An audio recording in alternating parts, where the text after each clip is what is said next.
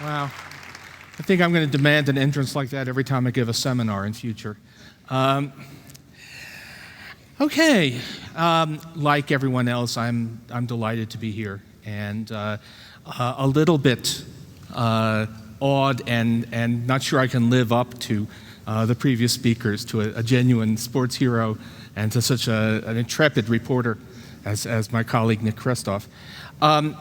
Especially, I was concerned because I'm here. This is a session about making the impossible possible.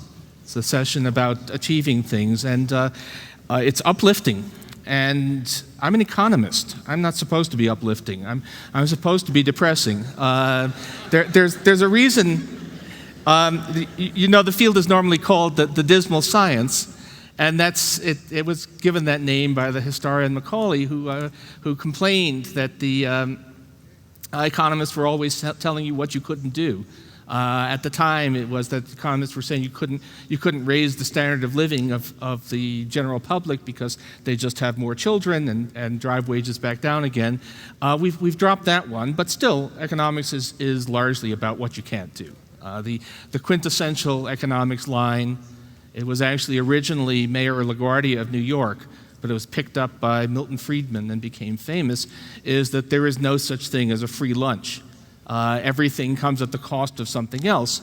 And so economists are supposed to tell you what you can't do. They're supposed to tell you about the limits. They're supposed to tell you that it's hard to solve problems. But that's not always true. And what I want to talk about on this occasion are the problems that are huge that actually we could solve very easily, where actually what is considered impossible is extremely possible. In fact, good economics says that it's something we should be able to solve quickly and that would be no problem at all. The impossibility is in the minds of men. What we are now in the world is a kind of cage of the mind, a cage of bad ideas which are trapping us in a really terrible situation. So obviously I'm talking about the global economic crisis. I find it, given what I do, but also because of how we live, I find it hard to think about anything else these days. Just a few thoughts about where we are right now. In the United States, right now, there are 13 million people unemployed. Of those 13 million, almost half, 6 million, have been out of work for more than 6 months. More than 4 million have been out of work for a year. That's a terrible, terrible thing. It does enormous damage, not just to a family's finances, but to your sense of yourself. There's nothing more corrosive than being unemployed, trying again and again to find a job and finding that no one wants you. And I know that not just from abstractions, but because I have friends and relatives in that position. Unless you're a very, very insulated person, you know people who are in that position. Across the Atlantic, there are 23 million people unemployed in the European Union. Again, soul-crushing, soul-deadening. In Europe, by and large, people continue to receive health care. They get more income support than they do in the United States. So in some ways, it's not as bad, but there too, the damage is enormous. And it's not just the unemployment. It's not just that people are told you can't have jobs. There are lots of other things that we're being told we can't have. Young people are in effect being told, well, you can't have a future.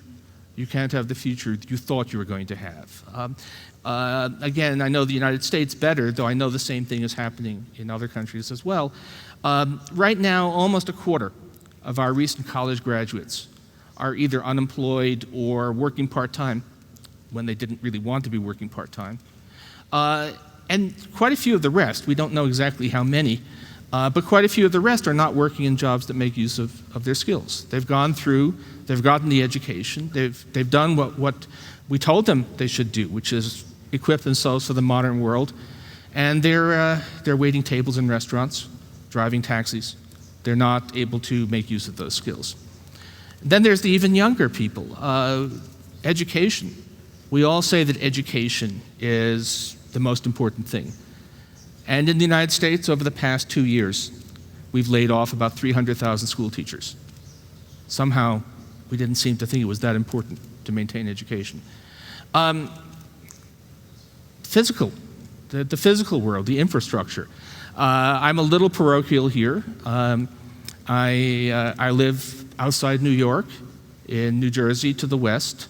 New York is in a fundamental sense, it's my home. New York is linked to the west. It's linked to actually all of the United States on the other side of the Hudson River by one rail tunnel. There's one tunnel under the Hudson River carrying trains. That tunnel was completed in the year 1910, the year when the revolution in Mexico began. It has not been expanded. It has been maintained, I hope, but it has not been upgraded. So there's a plan to build a second tunnel. It was canceled because they said we couldn't afford it. Amazing. So you say, well, surely there must be good reasons why we are not doing these things. There must be good reasons why all of those people have to be unemployed. There must be good reasons why we can't be educating our children or giving jobs to new college graduates, giving them a future. Well, that's an odd thing, because you ask, how did this happen? What went wrong here? Were there hordes of locusts eating all of our crops? Well, that didn't happen. Were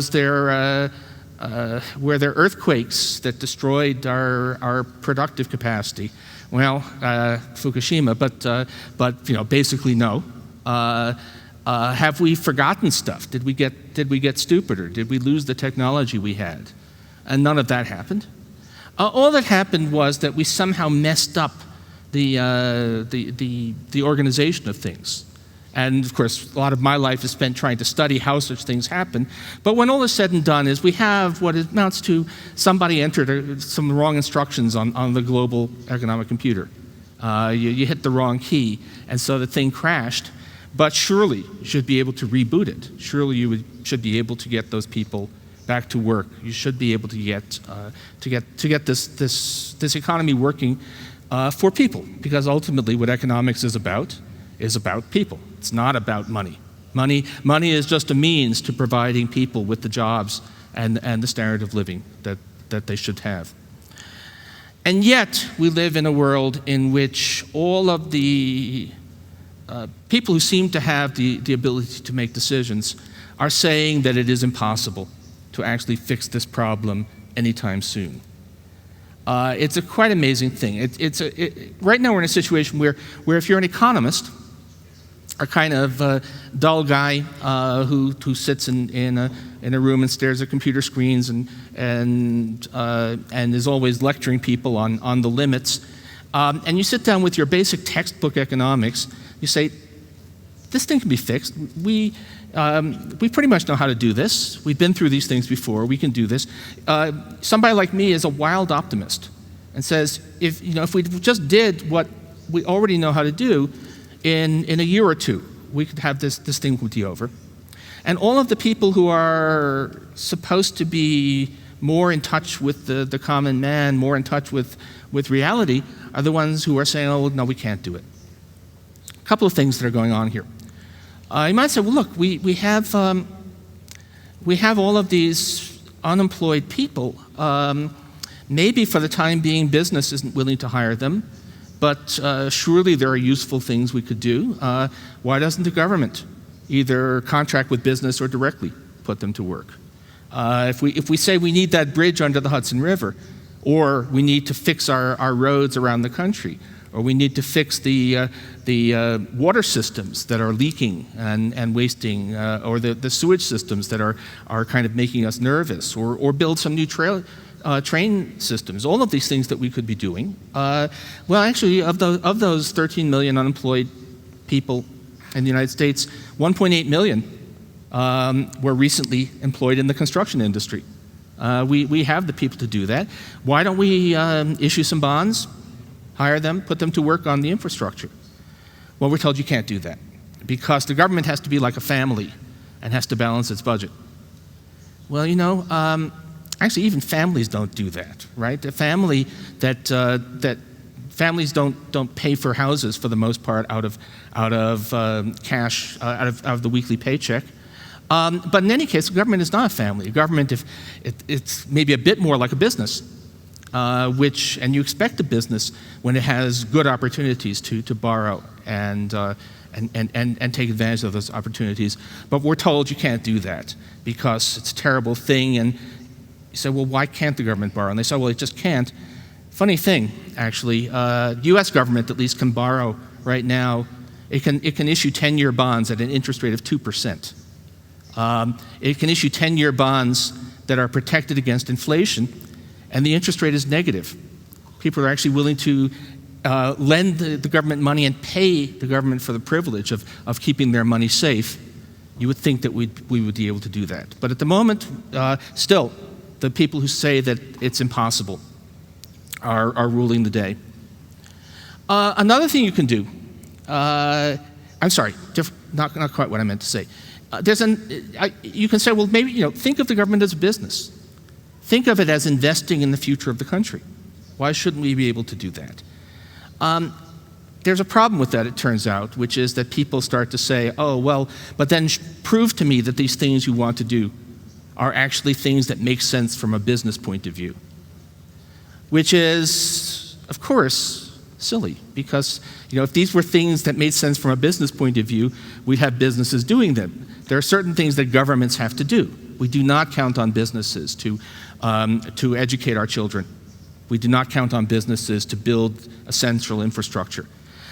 This is a well-known fallacy, so much so that the great economist John Maynard Keynes, who wrote during the 1930s, during the Great Depression, but his writings reads almost as if it was written yesterday. What he faced, we face.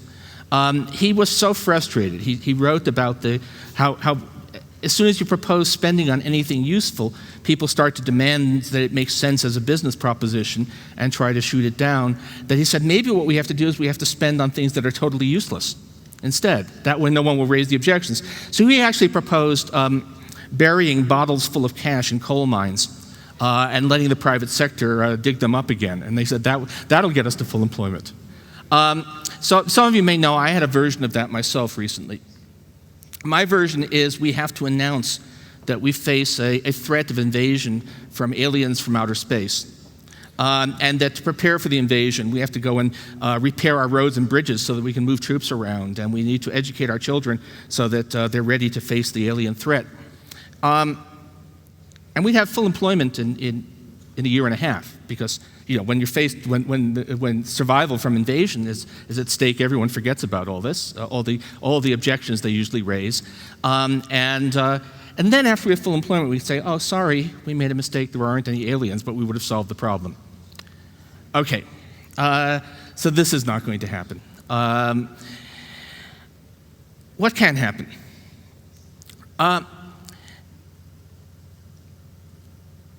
It's not, I wish I could say it was entirely a cage of the mind.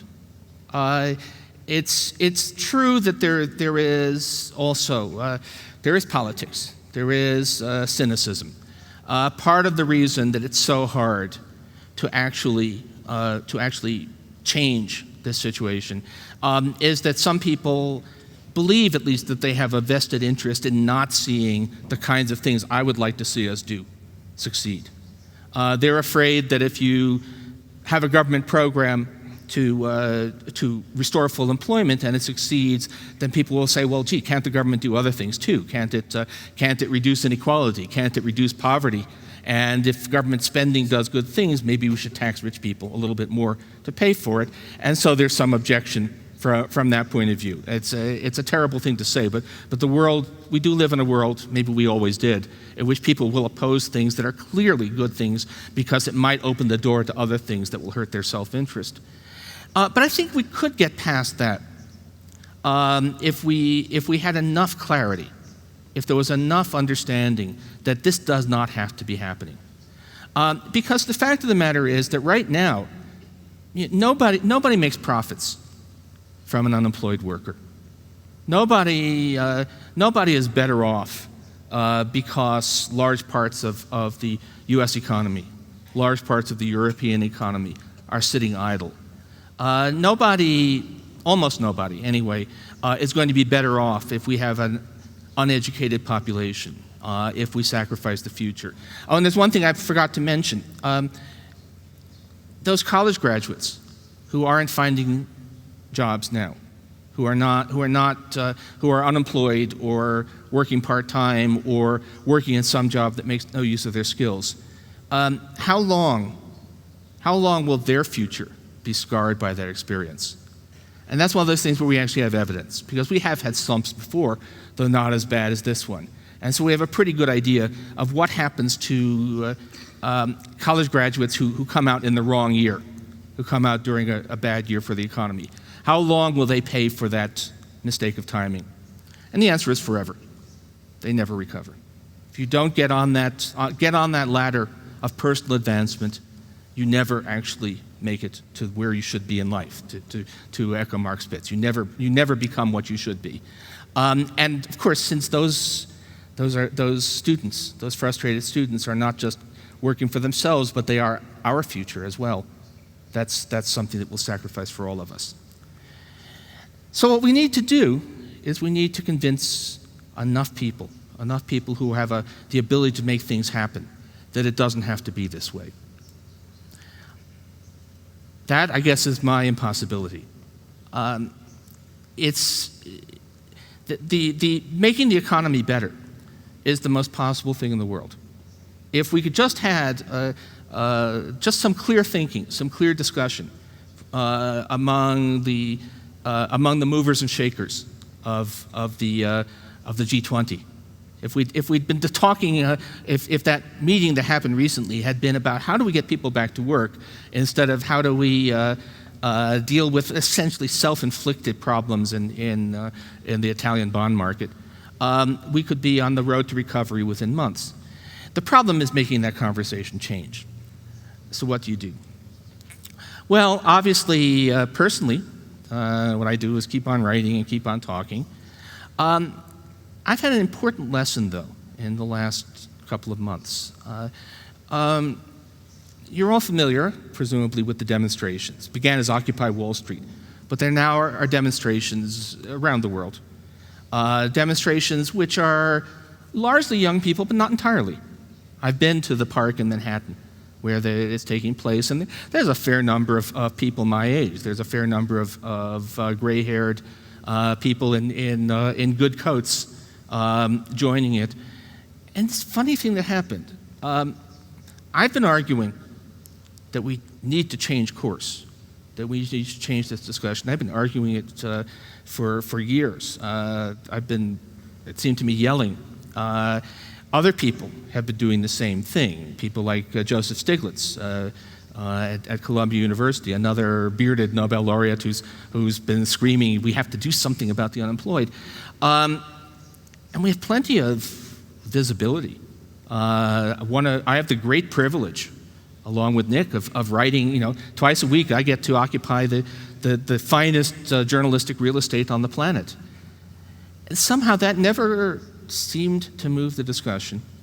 And then a fairly ragtag group of people, but real people who were out there, who are clearly not just writing for a living, people who are really out there in the world, got there and made themselves visible, and the conversation has changed.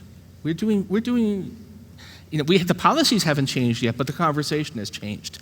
I can feel it. I can see that there's an emboldening of the good people, and there are a lot of good people in government, that the good people have gotten, have in a way, it's almost like you broke a spell. The bankers in their good suits and their plausible sounding reasons about why nothing can be done had monopolized the conversation completely. And then all of a sudden, a few people gathered in parks in various cities and said, this is not right. And people are saying, among other things, President Obama is saying, that's another good man in government who I think has been listening to the bankers too much. People are saying, hey, this doesn't have to be this way. So that's my impossible dream. My impossible dream is that if we make the point loudly enough and get support enough from the idealistic people, because there turns out to be a well of idealism in this world that was greater than I had imagined, that we can turn this around and we can make all of our lives, but also make of our nations and the world economy what it ought to be. Thank you. Thank you.